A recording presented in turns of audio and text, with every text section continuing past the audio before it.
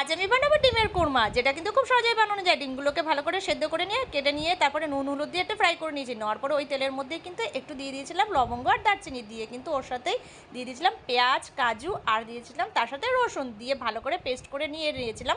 আর তারপরে তেলে ফোড়ন দিয়ে কিন্তু ওই পেস্টটা ঢেলে দিয়েছি, তার সাথে দই আর দিয়েছিলাম গুঁড়ো মশলা, ধনের গুঁড়ো জিরের গুঁড়ো লঙ্কার গুঁড়ো নুন হলুদ গরম মশলা সব কিছু কিন্তু দিয়ে ভালো করে কষিয়ে নিয়েছি। নেওয়ার পরে কিন্তু ডিমগুলোকে ছেড়ে দিয়েছি আর পরিমাণ মতন একটু জল দিয়ে দিয়েছি। আর লাস্টে কিন্তু নামানোর আগে কিন্তু একটু বাটার দিয়েছিলাম, তাতে কিন্তু খেতে দারুণ হয়। তারপর দেখে এটা বলতে বলতে আমার এটা রেডি হয়ে গেছে। ভিডিওটা কেমন লাগলো অবশ্যই কিন্তু লাইক কমেন্ট আর সাবস্ক্রাইব করে দিও। টাটা।